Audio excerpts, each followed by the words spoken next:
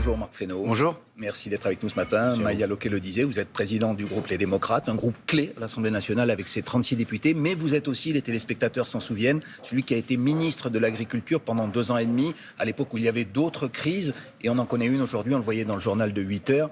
Est-ce que vous approuvez la méthode de celle qui vous a succédé, Annie Genevard, dans cette crise de la dermatose nodulaire, c'est-à-dire oui, il faut vacciner, mais il ne faut pas renoncer à la procédure actuelle, c'est-à-dire l'abattage des troupeaux quand il y a un cas. Mais malheureusement, c'est la combinaison des deux qui nous permettra d'éradiquer cette maladie. C'est une maladie qui peut tuer 5 à 10% des animaux. 5 à 10%, il y a 17 millions de bovins en France.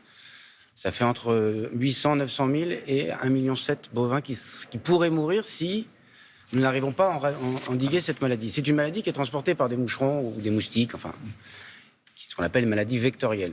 Donc la vaccination est un élément, mais l'abattage, malheureusement, parfois s'impose. Alors c'est très difficile parce que l'abattage, c'est pas une question d'indemnisation principalement, c'est une question de drames humains qui sont vécus à chaque fois. Il y a 3000 bovins. Alors, qu'est-ce qu'il faut répondre à ces éleveurs qui sont désespérés, qui sont en colère il faut essayer de leur expliquer. On a eu ça sur la fièvre afteuse il y a des dizaines d'années, ou il y a quelques années, qui avait décimé l'ensemble des troupeaux, et au fond... avec cette mesure qui est sacrificielle pour ces éleveurs-là, en fait, on protège l'ensemble des autres éleveurs qui sont autour de soi. Mais l'explication, elle ne passe pas. Non, mais c'est pour ça qu'il faut... Je pense qu'on a un sujet permanent désormais sur ces mesures-là, c'est qu'il faut accepter qu'ils sont d'être challengés sur la mesure qu'on prend. C'est-à-dire que des gens puissent dire « je ne suis pas d'accord, il faut que vous m'expliquiez. Il faut que vous me disiez qu'est-ce que ça fait de mieux que si nous n'abattions pas. » Et je pense qu'on a, nous tous, pas seulement la ministre, nous tous, élus, responsables, scientifiques.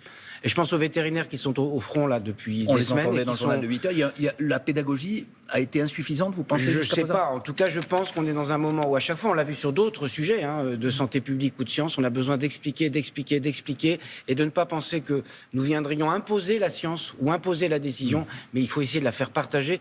Mais si on le fait, c'est parce qu'on pense et on sait que c'est la meilleure voie pour éradiquer cette maladie. Parce que pour les éleveurs, ce qu'il faut, c'est éradiquer la maladie. Mais il y a un autre motif de colère. Le monde agricole qui gronde, c'est, vous le savez, la signature de ce traité Mercosur qui est prévu samedi. Alors, a priori, tout le monde pousse dans le même sens aujourd'hui en France, puisque les autorités, Sébastien Lecornu, Emmanuel Macron, disent qu'il ne faut pas signer samedi. Mais pour l'instant, le traité de libre-échange entre l'Union européenne et ces pays d'Amérique du Sud, il va être signé. Mais la vérité oblige à dire que si le président de la République n'avait pas pesé de tout son poids depuis des années, le Mercosur serait signé non pas depuis samedi, il serait signé depuis 3 ans.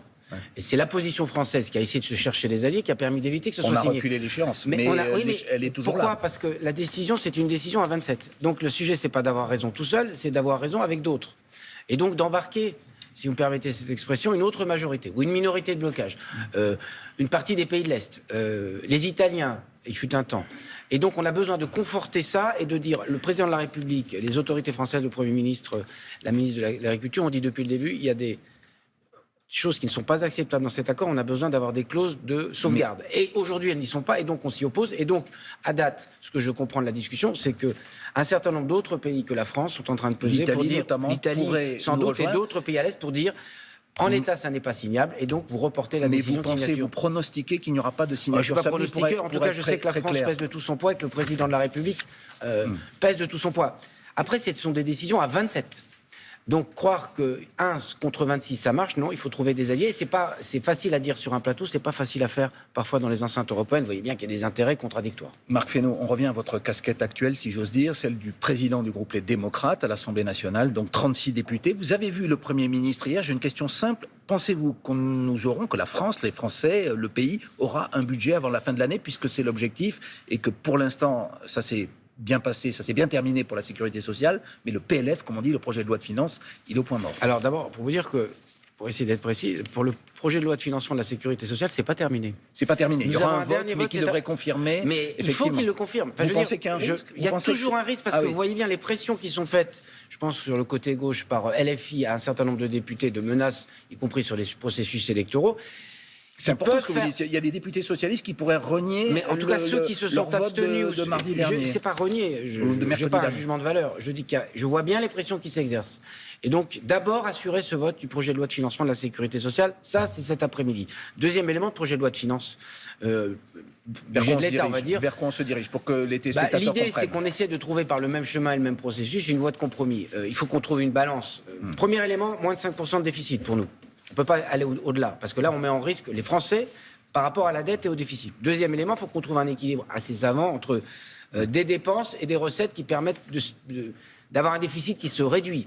Et c'est là-dessus qu'on a un travail à faire. Je pense que, je le dis à tous ceux qui, y compris, ne sont pas dans la majorité et le socle, il faut qu'on fasse un effort sur la réduction des dépenses. Croire que c'est la facilité qui nous fera sortir du gouffre, ce serait une erreur. Vous y croyez? Vous connaissez la politique depuis longtemps. Les socialistes, pour revenir à eux, réclament 10 milliards de dépenses supplémentaires, tandis que la droite, qui est majoritaire au Sénat et qui vient, elle, de voter cette copie, dit par exemple qu'il ne faut pas remplacer un fonctionnaire sur deux qui part à la retraite. Comment on trouve un compromis entre ces deux malheureusement, je trouve que d'ailleurs, la mouture du Sénat, on est à 5,3 ou 5,4 de déficit. Donc même au Sénat, on n'a pas fait l'effort et on est trop loin. Donc il faut que chacun fasse des efforts. On ne peut pas dire dépense, dépense, dépense, et on va chercher des recettes en permanence dans la poche des Français. Alors vous l'avez déjà dit, vous voudriez qu'il y ait un article 49.3, celui-là même que Sébastien Lecornu a décidé d'écarter, pour finalement solutionner ce problème du budget. Vous voyez bien que le budget, il est orphelin.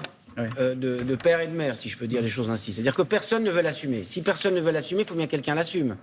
Et à ce moment-là, le 49.3 s'impose, non pas pour imposer à une majorité, c'est pas un 49.3 contre les uns ou contre les autres, mais pour dire les uns veulent ci, les autres veulent ça, et personne ne veut changer de ces lignes rouges. Et donc à partir du 49.3, on peut trouver un compromis. Mais Marc Fesneau, vos électeurs, ça, c'est dans les mains du Premier ministre. Vous êtes député du Loir-et-Cher, ils le comprennent, ça, que vous défendiez ce 49.3 qui était la pire des choses pendant 2 ans, lorsque Elisabeth Borne l'appliquait. Parce qu'il faut revenir aux fondamentaux du 49.3. Le 49.3, c'est... Là aussi, alors il faut faire de la pédagogie, parce que le 49.3, il n'a pas de pédagogie. Je pense que dans le Loir-et-Cher, comme dans tous les départements de France, ce que les Français veulent, c'est un budget.